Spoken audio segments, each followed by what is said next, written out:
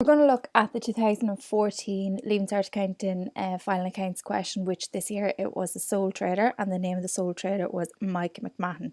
So here's the question here, similar enough to every other sole trader question. Okay, there's the trial balance with all the balances of all the different accounts, and then here's all the information, extra information that you've been given. Okay, so we'll just quickly read through it. So it says the following information and instructions are to be taken into account. So stock the 31st of 12 2013 at cost was 80,000. No record has been made for goods in transit on the 31st of 12 2013. The invoice for these goods have been received showing the recommended retail selling price of 4,800, which is cost plus 20%. The second adjustment says, provide for depreciation on vans at the annual rate of 10% of cost from date of purchase to date of sale. Note, on the 31st of 3rd 2013, a delivery van which cost €40,000 on the 30th of the 9th 2010 was traded in against a new van which cost €46,000.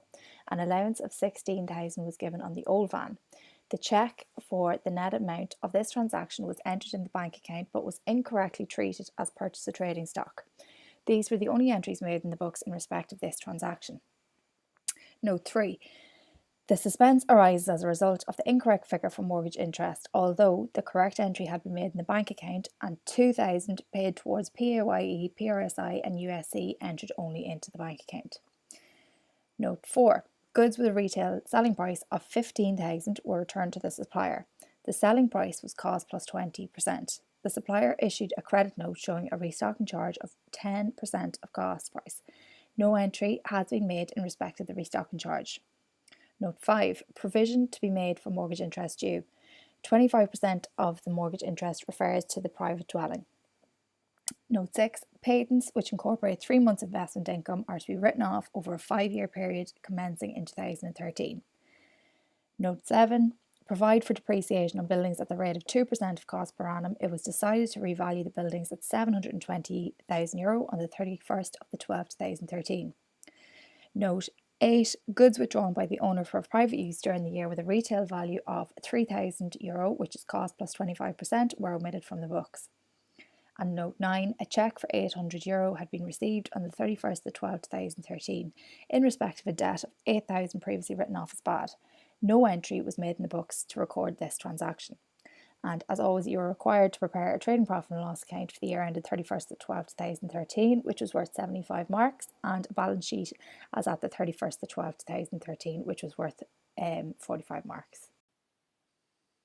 Okay, so what we're going to do now is, after we've just read through the adjustments very quickly there, we're going to put all of the items from the trial balance, which are here, and all the balances that we have here, and bring those across into the trading profit and loss and the balance sheet.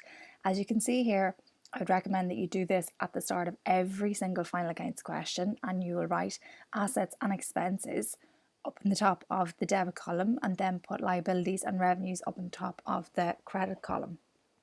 Okay, and so the reason for this is just that sometimes some things, like say bank overdraft or VAT or PAYE, PRSI, all those kind of things, just to distinguish whether they're current assets or creditors minus 1 year, or whether they're expenses or revenues. If you're stuck, you just have a look at what column they're under, the debit or the credit, and then you will be able to realize what they are. Okay, so let's get started. So we will start, first of all though, we're going to put in trading profit and loss account of Mike Mahon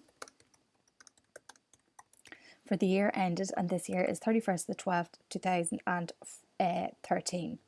Okay, so that's always very important. They usually give you 1 mark for doing that every year. Okay, and so balance sheet of Mike Mahon as at the 31st of 12th 2013. So you don't want to give away that easy mark.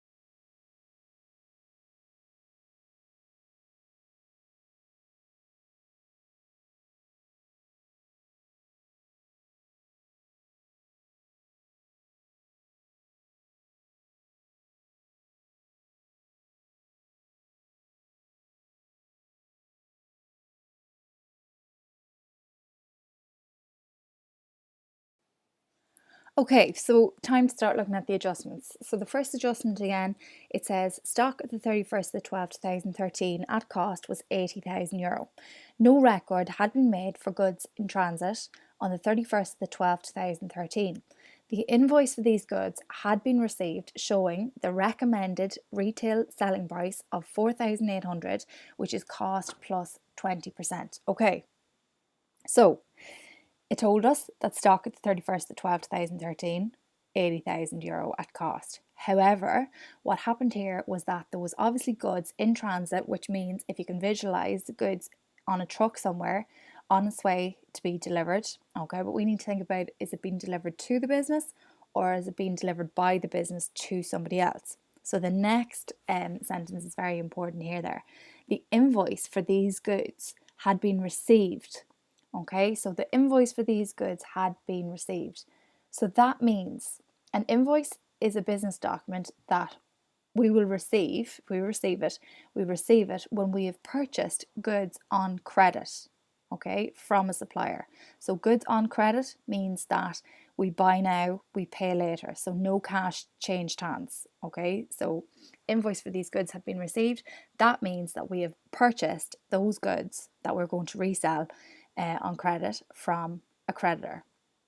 All right, the creditor, our supplier, has showed that the recommended retail selling price was 4,800. So they have recommended to us that we should sell those goods on to our customers at 4,800, which is cost plus 20%.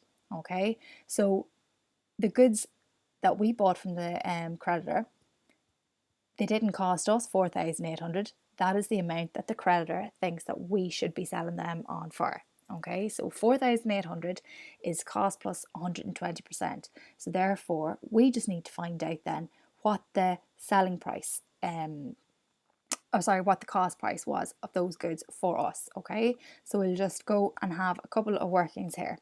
Okay, so part one, closing stock. All right, so they said that the goods were, so €4,800 was 120%. Okay, so if we divide that by 120 and then multiply that by 100, we will be able to tell then that the goods actually cost us 4,000 to purchase. Okay, so that means then that the closing stock that we had up there before we accounted for the goods that were in transit was 80,000. Add then the amount of the goods that were in transit, so the closing stock is therefore 84,000. Okay, so that figure is very important for us. So that is what's going to be our closing stock figure. Also, we need to think about what else is this actually affecting?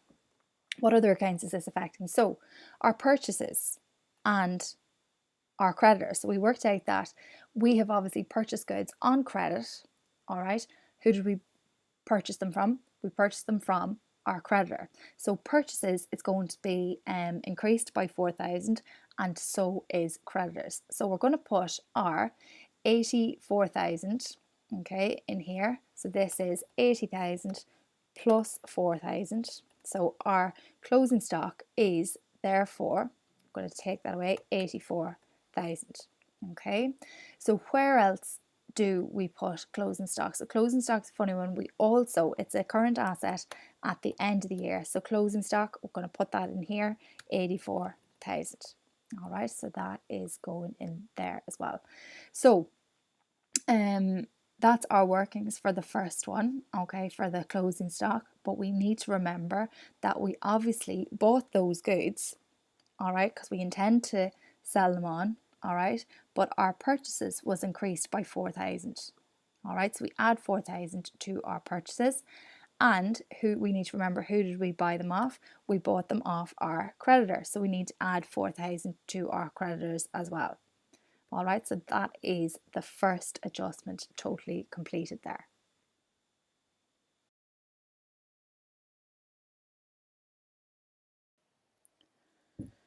Okay, so the next adjustment we're going to look at is adjustment 2, and it says provide for depreciation on vans at the annual rate of 10% of cost from date of purchase to the date of sale, And note, on the 31st of the 3rd, 2013, a delivery van which cost €40,000 on the 30th of the 9th, 2010 was traded in against a new van which cost €46,000. An allowance of €16,000 was given on the old van. The cheque for the net amount of this transaction was entered in the bank account but was incorrectly treated as a purchase of trading stock. These were the only entries made in the books in respect of this transaction. Okay, so this adjustment comes up all of the time, doesn't matter what type of final account that you get, whether it be a company, a sole trader, or a manufacturing account. This one always comes up, so it's definitely worth your time practicing it and really getting to know it. Okay, so I've just done out the workings before we have a look at it, so we'll just have a look at those now. So a few things that you have to do here. All right, so it says in the adjustment, right, that the cheque for the net amount of this transaction was entered in the bank account but was incorrectly treated as a purchase of trading stock. Okay, so what transaction happened? So let's think about it here. This business, Mike McMahon, he traded in a delivery van during the year. So he had an old van, he drove it to a car yard which sells other vans, new vans, okay, and he purchased a new van. But what he did was he left his old van there and got an allowance off the price of the new van, okay. So he drove in his old van but drove out in a new van. So he had he had to pay a cheque for the net amount, so whatever the new van cost minus the amount of the allowance that was given in the old van was the amount of the cheque that he had to pay.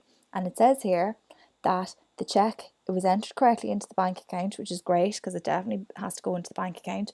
But the other account that he recorded it in was that he recorded it as a purchase of trading stock. And the most important word here is that it was incorrectly.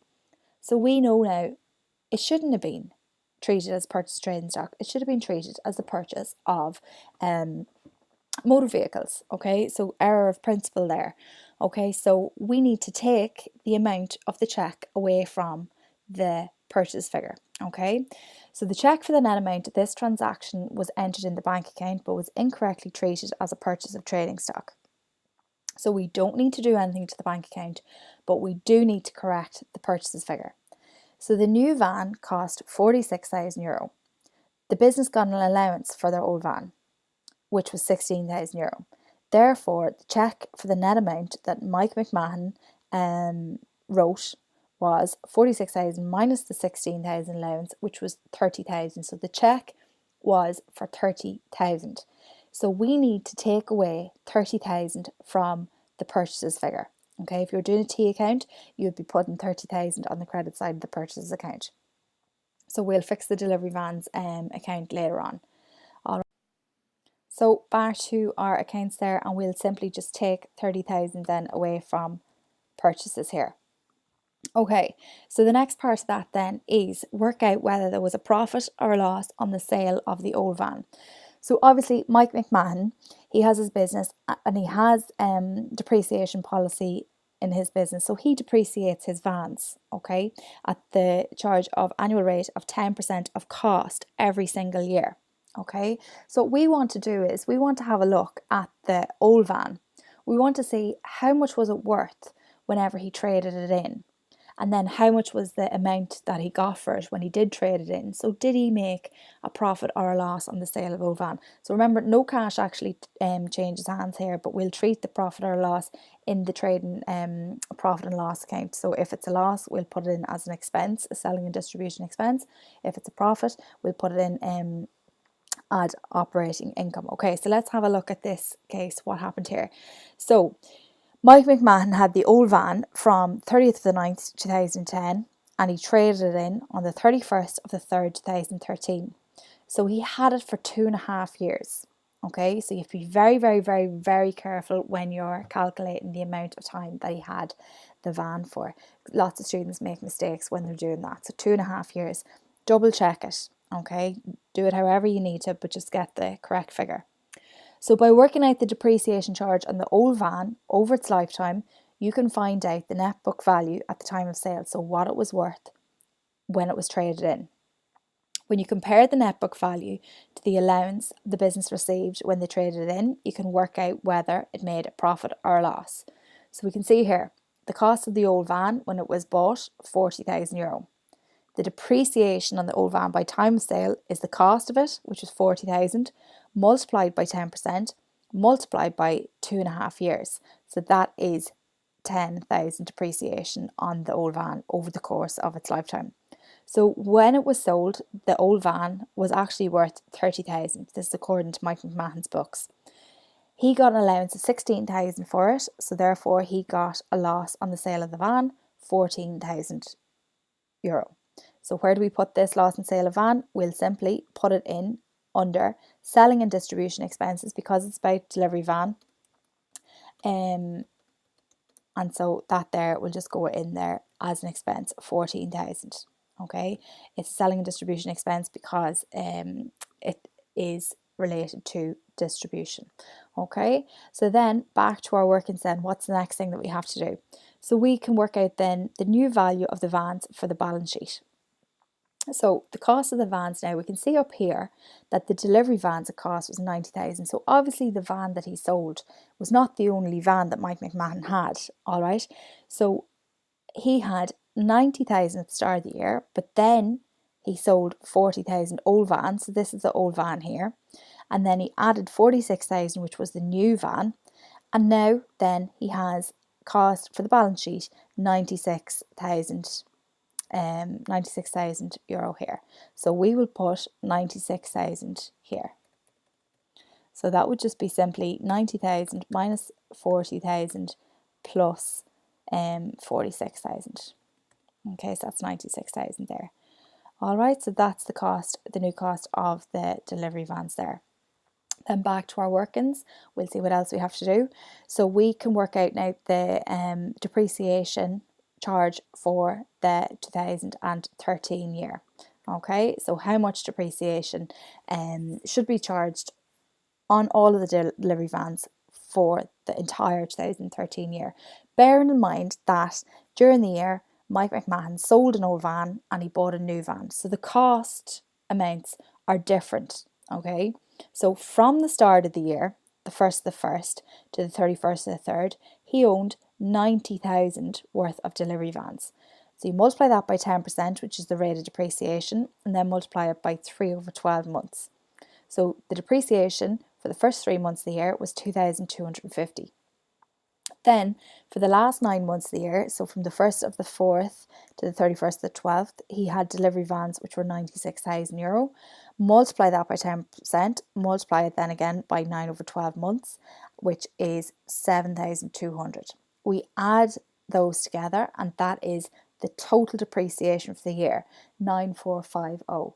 Okay, so that figure there goes into the trading profit and loss, and it is an expense. Depreciation is an expense, and because it's depreciation on delivery vans, it will go in the selling and distribution expenses. So 9,450 will go in there. Okay, so that's the next part done. Okay, so finally then what we need to do, we need to work out the accumulated depreciation for the balance sheet. So accumulated depreciation just means the sum of all the depreciation based on the cost that we have in the balance sheet, how much depreciation has been charged on those vans. So how do we get that? So up here, if we see the cost of delivery vans there was €90,000, but we have in our debit balance here, this is the balance of our vans, 78,000. So this is the net book value of those.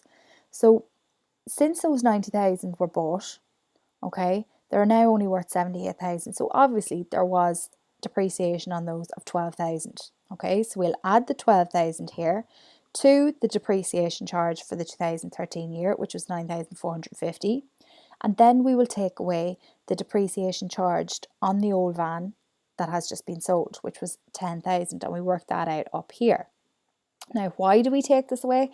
We take this away because Mike McMahon no longer owns that old van.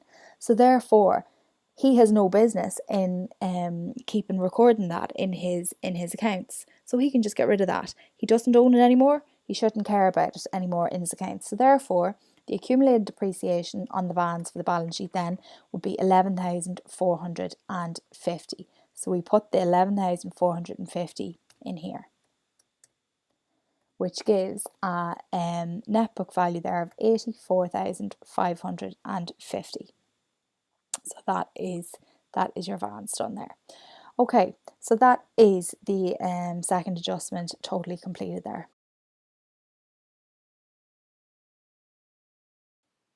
Okay, so the third adjustment is the suspense arises as a result of the incorrect figure for mortgage interest, although the correct entry had been made in the bank account, and 2,000 paid towards PAYE, PRSI and USC entered only in the bank account. Okay, so this is when there was loads of mistakes made, and then the difference for the mistakes was going to be entered into the salaries and general expenses account up here. So what happened was the trial balance should both have figures that are the exact same, but obviously they weren't for some reason because mistakes had been made in the accounts. So the difference was temporarily stored within the salaries and general expenses account. So salaries and general expenses isn't 90,000. So we need to find out the mistakes and fix them, get the right salaries and general expenses, and then fix our other accounts as well that the mistakes were in. So we were told down here what the mistakes are. So let's get looking. So the suspense arises as a result, incorrect figure for mortgage interest. Okay, so what we need to do is we need to go up here, look at the mortgage interest paid for the first 3 months, 1,500. So this is obviously incorrect. Okay, so that is totally incorrect. What we need to do then is we can work out how much the mortgage interest should have been.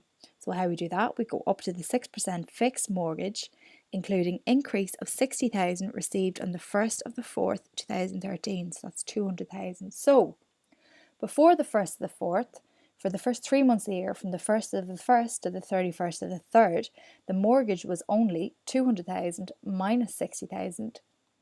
So this was before the top up. The mortgage was only 140,000.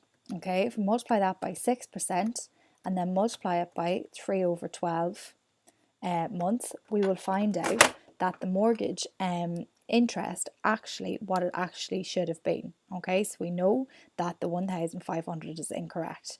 All right, so we will work out then that that is 2,100 euro. Okay, so the mortgage interest should be 2,100 euro. So this is it here. This is the mortgage interest here. So what should we do to that? So we should actually add 600 onto that, okay, to make it 2,100. All right, so that should be debited there. 600 should be debited there.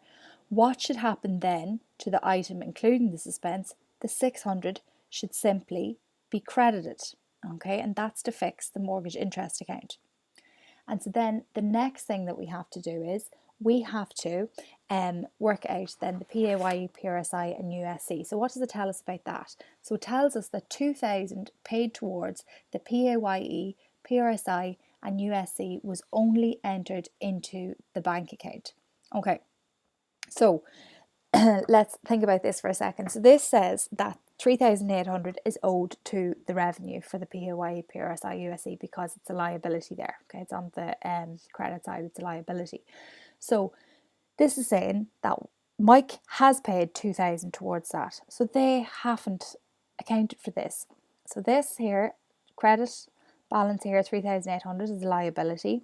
However, that should be reduced by the 2,000 that he has actually paid. All right, so if I debit 2,000 on the if I debit the 2,000 on the PAYE, PRSI, USC account, I need to credit it then on the salaries and general expenses account. Okay, so my PAYE, PRSI and USC is going to be 1,800, and the balance of my salaries and general expenses is going to be 90,000 minus 600 minus 2,000. Okay, so we're taking those figures away, and that is completely fixing then the salaries and general expenses. Okay, so that's 87,400. Okay, so that is my balance there. So I'll go back to my accounts and I will put them in. Okay, so the mortgage interest, I need to be very careful. The mortgage interest actually paid was 2,100, not 1,500 as previously expected. Okay, so that 2,100 there has been fixed there. Also, we have our salaries and general expenses. We will take away 2,000 and then take away 600. Okay, so that amount then is 87,400. And then in the PRSI, PAYE USC, we need to take away 2,000 there. So that is going to be 1,800 there as well. Okay, so that is the suspense adjustment done. Now, if you are not keen on the double entry, I'm going to show you a very quick way that you can do it, but you need to write out the workings on the face of your accounts, okay, as we have done here in all of the brackets. All right, so what you need to do, if you have worked out then first of all that your mortgage interest paid should have been 2,100, what you do here is you add 600 there, okay? Now, remember that we do not want to disrupt the trial balance, okay?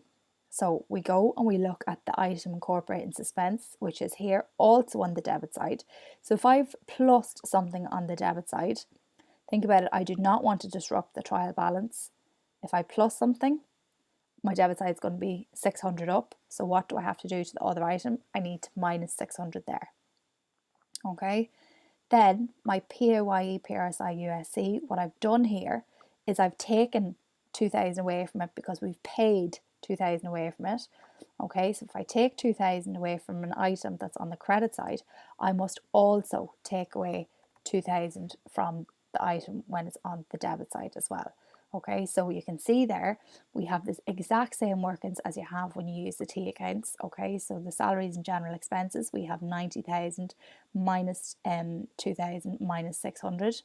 Okay, and then you've got your 3,800 minus 2,000 in your creditors amounts falling due within 1 year. And now we've also just fixed the 2,100 mortgage interest actually paid here. And that is that an adjustment done. That's an easier way to do it, but you must write down those workings in on the face of your accounts or in your working sheet somewhere.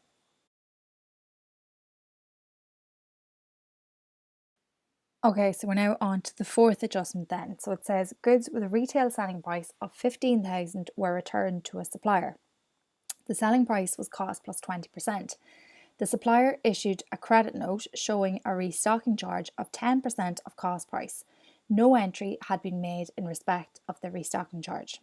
Okay, so similarly to note 1, a credit note is a business document that we would receive from a creditor, okay, because we bought goods on credit from them, and then if we return them, we will receive a credit note showing that we don't owe this amount, okay?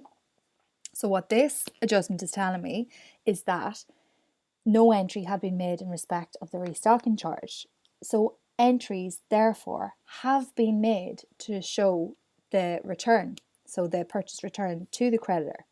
All right, so we had purchased goods on credit from a creditor, we returned them, and then subsequently the creditor sent us a credit note to say, well, you're not getting the 100% back, we're actually going to charge you a restocking charge for us to restock the goods back in our warehouse or whatever it is, and that amount is going to be 10% of the cost price.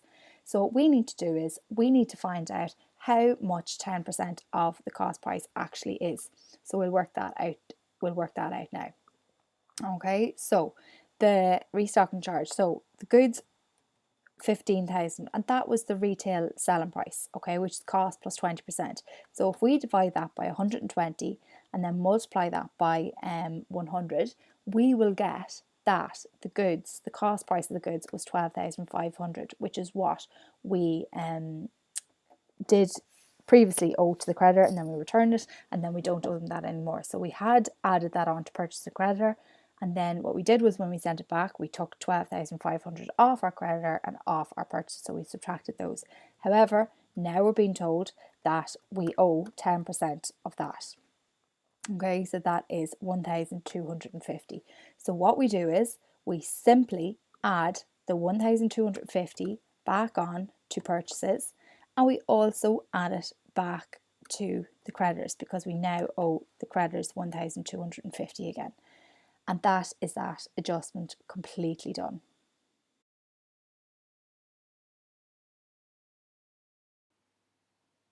Okay, so now on to adjustment number 5. So what we're looking at now, it says provision to be made for mortgage interest due, and 25% of the mortgage interest refers to the private dwelling. Okay, so 25% refers to the private dwelling. Okay, so first of all, we'll say provision to be made for mortgage interest due. So as we said earlier on, we have only paid for 3 months, or Mike McMahon has only paid for 3 months of the mortgage interest, okay, which we worked out was actually 2,100, okay, so remember our suspense adjustment, it was 2,100. So what we need to do is work out how much it is for the whole year, take away how much we've already paid, and then that will be the mortgage interest due, okay. So we see here mortgage interest for the first 3 months, 140,000 multiplied by 6% multiplied by 3 over 12 months, and that was 2,100. Now remember, this has been paid, okay. So the amount that just has not been paid is the 200,000 multiplied by 6% multiplied by 9 over 12 months, which is 9,000 that has not been paid, okay. So that 9,000 will go into mortgage interest due. All right, so that would be the 9,000 plus the 2,100, 11,100 minus 2,100. Okay, so 9,000 is the mortgage interest due there. Okay, so what we need to do then is look at the second part of that adjustment, and what does it say to us? So it says 25% of the mortgage interest refers to the private dwelling.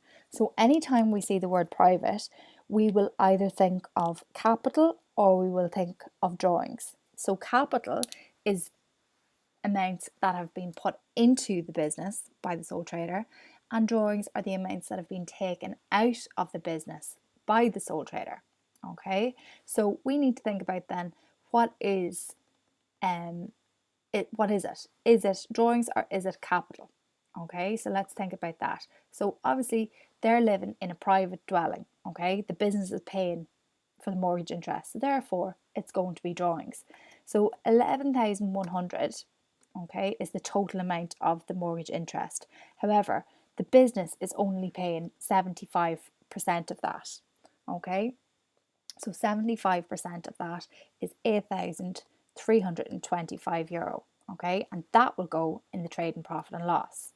All right, the other 25% will be going into drawings, okay, so we'll be adding that onto drawings. So that is 2,775 euro will be added to drawings. All right, so that's how that is split up. And so what we simply do, we'll just throw them into our accounts now. So 8,325 into our trading profit and loss. Okay, so here I'll just say multiplied by 75%. All right, so that makes it, just explains it for the examiner what that is. So 8,325. Okay, and then into the drawings I'm going to add 2,775 there as well, because that's my drawings amount for my mortgage interest. All right, so you can do these workings here on your workings page, or you can just simply do them on the front of here. It does not matter. It's handy when you have all the figures on the front of the accounts here. Okay, so that is that adjustment done. Next adjustment we're going to do, adjustment 6, which says patents which incorporate 3 months investment income are to be written off over a 5-year period commencing in 2013. Okay, so we know that patents, we've said they are an intangible fixed asset and they go up here in the balance sheet. Okay, but they incorporate 3 months investment income, which is a little bit weird because they shouldn't incorporate 3 months investment income. 3 months investment income should really have an account of its own, and therefore it should have a credit balance of its own up here. So we should really have investment income received with a credit balance here of whatever the 3 months should be. So it was just shoved into the asset account there. So we know that asset accounts are debited, okay, but revenue or income accounts would be credited. Okay, so let's try and figure out how on earth we can fix this now. So our patents, as you can see from the trial balance there, it says 40,400. However, that includes investment income, right, which shouldn't be there. If we were to enter investment income into its own account, what we would do is we would put 750 on the credit side of investment income account. However, that didn't happen. It was put into the patent account instead. So we know that when we credit something, we must debit something. Okay, so we must debit, if we're crediting 3 months investment income account to put it into the correct account, we must also debit the patent account by 750. So the true value of the patents then is 41,150. All right, so looking at this again, just one more time, going over the investment income, it was completely put into the wrong account. It should have not been incorporated with patents at all, right? It should have went into its own account. So 3 months investment income. So it should have been 750 on the credit side of the investment income account. However, it was shoved in here. So if you can imagine the patent account, it had a debit balance here, but it had 750, okay, investment income put on the credit side, which would have reduced the patent value by 750. So we're adding it back on here to get the true value of the patent. So 41,150. So that's the true value of the patents. What on earth do we do with that then? So it tells us here the patents are to be written off over a 5-year period. Okay, so these patents only have a lifespan of 5 years. Mike McMahon has taken out this license so that nobody can copy his invention. He is the only person that can produce these goods, okay? And he has taken out that patent for 5 years. So by law, nobody can copy him for 5 years. After 5 years, that patent will not exist anymore. So it's the same concept as depreciation, really. So we're writing it off over a 5-year period. So in the trading profit and loss, 41,150, when we divide that by 5 years, it's going to be €8,230 patent write-off every single year for the next 5 years. So that 8230 is going to be an expense in the trading profit and loss, and it's going to go under administration expenses. And then in the balance sheet, we now have to show how much the patents are worth now, which would be 32,920, because 41,150 minus the patent write-off from this year, the 8,230, is 32,920. So let's put those things then into our accounts. So our patent write-off is administration expense, okay, so 8,230. All right, and if we want to put the workings in there, we absolutely can. So 41,150 divided by 5 years is 8,230. And up here, we could, if we wanted to do the workings on the face of this, we absolutely can. Divided that by 5 and multiplied by 4 years, because there's 4 years left. And so that then is going to be 32,920. Okay, so you can do your workings on the face of your accounts, you can do it on a working sheet. It does not matter, but the working sheet should be no longer than 1 page. Okay, you shouldn't be going over and back over a few pages. Try and do your workings on the face of this and not use a working sheet. But I was just doing that to explain it to you. Okay, so that is the patent adjustment done.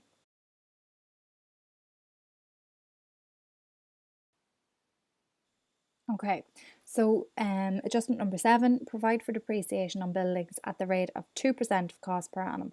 It was decided to revalue the buildings at €720,000 on the 31st of the 12th, 2013. Okay, so we'll look at the first part of this first then.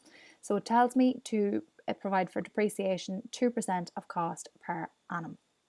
So I look up at my trial balance and my buildings at cost. So we're always looking at the cost because it's told me to calculate it, depreciation 2% of cost. So multiply that by 2%, and the amount of depreciation there is 12,800. Okay, so this will go in administration expenses. Okay, so 640,000 multiplied by 2%, that would be depreciation on buildings, 12,800. And so that is the depreciation done. Okay, then it tells me that it was decided to revalue the buildings at 720,000 euro on the 31st of the 12th 2013. So this will change things up here. Okay, so 720,000, no depreciation, and so then the net of that is 720,000 as well. Okay, so the buildings have gone up in value from what Mike had thought that they were. Okay, so if we look up here, it says that the buildings cost, so he paid 640,000 for them. Okay, and then what else happened there was that this here then we also depreciated the buildings, right? So what we depreciated the buildings was 12,800. Okay, so what we think then the net book value of that, we think it was 545,000 minus the 12,800 which we have just depreciated them by. So 545,000 minus 12,800 is 532. Okay, so 532,200. All right, so that is how much Mike in his accounts thinks that his buildings are worth. Okay, so 532,000 is what he thinks that they're worth now. However, as it says down here, on the last day of the year, it was decided to revalue the buildings at 720,000 euro. Okay, so 720,000 euro is what they now think that the buildings are worth. But in his books, it is recorded that they were only worth 532,200. So what you might think here at the moment is that, brilliant, it's made loads of profit. However, the business hasn't made profit because it hasn't sold the buildings. Okay, so the buildings are still an asset of the business. They just have gone up in value a little bit. So how would they have determined that? So they probably would have got a professional chartered surveyor in to the business, and Mike would have said, will you please tell me what you think that the current value of these buildings are? The chartered surveyor will have gone around, had a look at the buildings, and would also have looked at the market at the minute and see supply and demand of buildings and stuff like that, and he said that they were worth 720,000.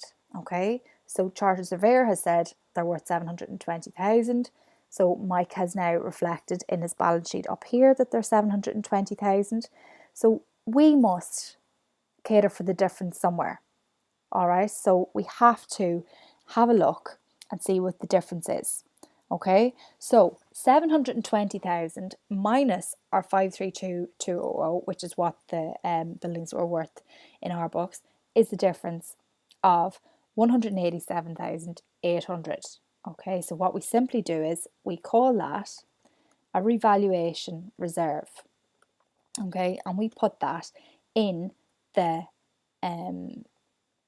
finance by section. So it's literally the difference between the 720,000 and the 532,200, and that is literally it.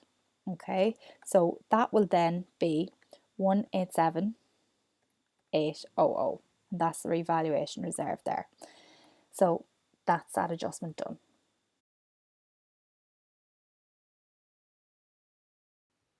All right, now on to adjustment 8, and it says goods withdrawn by the owner for private use during the year with a retail value of €3,000, which is cost plus 25%, were omitted from the books. So this transaction was completely left out of the books altogether, so we need to record it now. Okay, so goods withdrawn by the owner for private use. The word private is here again. We know when we see private, it's either capital, which is putting stuff into the business, or drawings, which is taking stuff out of the business. So in this case, it's taking stuff out of the business. So when we have that it's goods that have been either put into the business or taken out of the business, the other account is always purchases.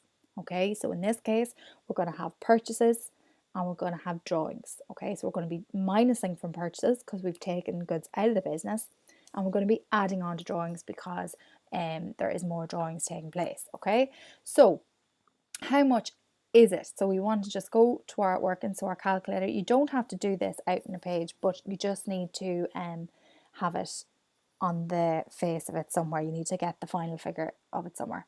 Okay, so 3,000 divided by the 125% and multiply simply by 100, and that is 2,400 euro. Okay, so that is the amount of the goods that we're taking out.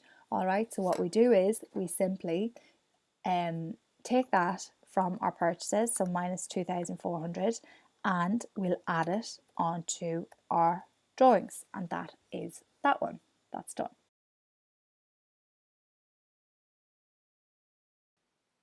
Right, so we're on to the last adjustment now, and it says a cheque for 800 had been received on the 31st of the 12th, 2013 in respect of a debt of 800 previously written off as bad, and no entry had been made in the books to record this transaction. Okay, so it's our job to record it now. So let's think about this. So a cheque for 800 had been received. Okay, where did the cheque go into? So the cheque went into the bank. All right, so we'll look down here and we'll see where was our bank. And as you know, in the trial balance, it had a credit balance. That means it was a bank overdraft. Okay, so this is a minus figure, this 16,400. So what would a cheque of 800 coming into the bank do to that overdraft? Would it increase the overdraft or decrease the overdraft? So it would decrease the overdraft. Okay, so we'll minus 800 from that. So therefore, it's going to be 15,600 is going to be the final bank amount. Okay, so that's the bank part done. Now, how else do we treat this? What else has happened?